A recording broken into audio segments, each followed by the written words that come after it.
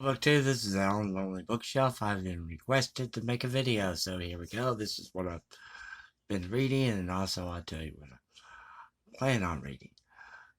This is called The Journey to Mount Athos, which is in Greece. This is by Father Spiridon Bailey. He probably changed his name because this is a memoir of, he was born in the UK, and he when he was in Sunday school class, kind of a middle grade, junior high school, the class was visited by a Russian Orthodox priest, and he got to thinking about what the priest said, and this gentleman went to seminary. He preached in a church. He became ordained, and then he kept thinking about in the past what that Russian Orthodox priest said. It really struck him. And as he goes on further, he notices that the Anglican church that he's in there in the UK is not like what the Orthodox church, Russian Orthodox church, is like. And he kept wondering in his own spiritual state what was the problem. So he makes this journey to this Mount Athos, which is a monastery in Greece and still there, and it's run by Russian Orthodox priests. So this is basically a memoir, and it's very good so far, and you can tell the struggles that the gentleman's having at the moment. The next book, the next book I'm reading is The Blind Owl. This book is by Iranian author Sajed Hedayat. Sajed Hedayat. I believe I pronounced that correctly. It's translated by Navid Naria, and this is the 75th translated edition. This book was published in 1936 in India. In 1937, it was published in Iran and immediately banned. It was the ban was receded in 1941, and in 1943 was put on a ban again. Let me turn the page, and I'll show you because they have a long introduction. This is what the original looked like. That's what the original looked like. I actually saw this on Instagram, and they had a couple of others on Instagram that I didn't get to see. And right here, it says the printing sale of this work in Iran is forbidden. So the ban still exists. And the reason why it was banned because the book deals with depression. And they said it led a lot of people to commit suicide. And what you have is a story that the main character, and is written in just a moment. Let me read it to you. The first paragraph. This is a blind owl.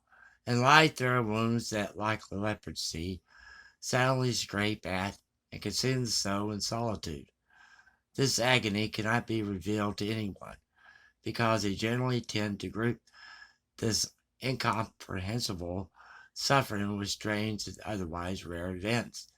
And if one speaks or writes about it, then people, by the way, of popular perception and their own beliefs, receive it with a doubtful and mocking smile, because man has not still found no cure for this, and the only available medicine is amnesia by the means of wine and artificial sleep brought on by opium and other narcotics.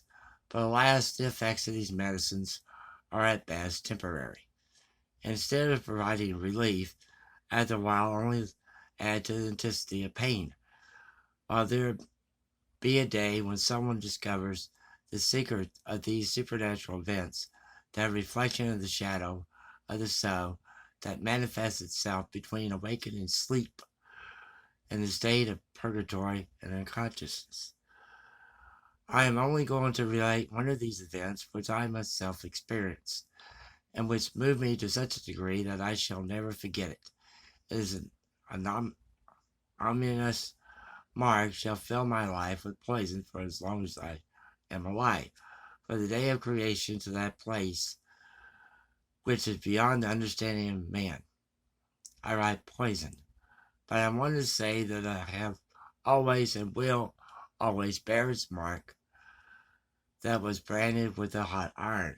So this gentleman is suffering some sort of depression, and he keeps talking to himself, and the blind owl comes from a shadow on the wall that looks like an owl. This gentleman said a diet, said it a diet. He actually committed suicide in an apartment, a hotel, I believe. Either one committed suicide by carbon monoxide. But I saw it over on Instagram where I spend majority of my time, and they had some other books there, but I couldn't couldn't save it in order to get their other books. But it's very fascinating. It's a very short book. Only has 77 pages in it. So, yep, 78 pages. So, next month is November. October, excuse me, October.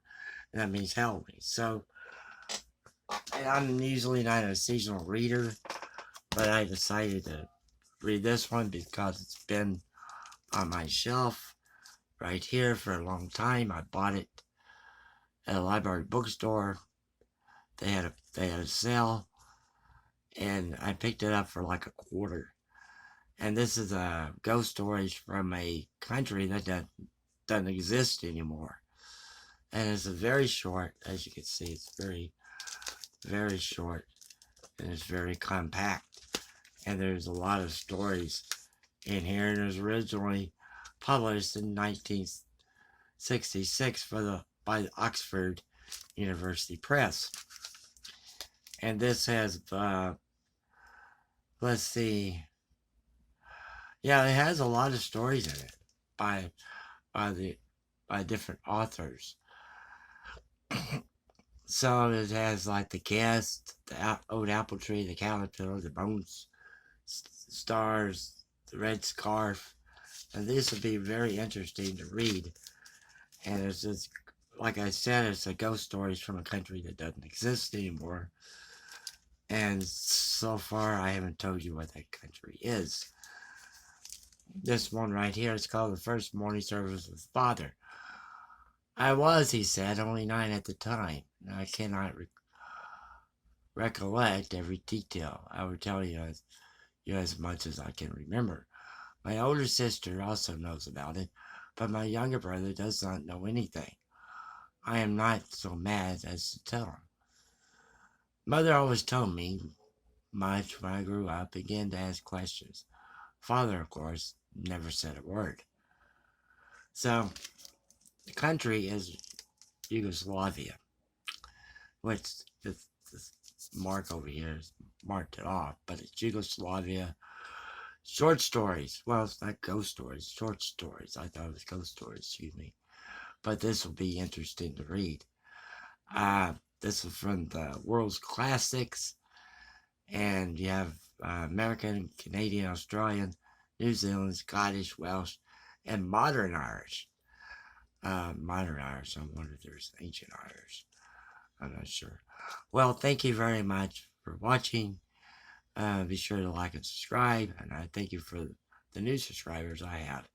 Take care, and God bless.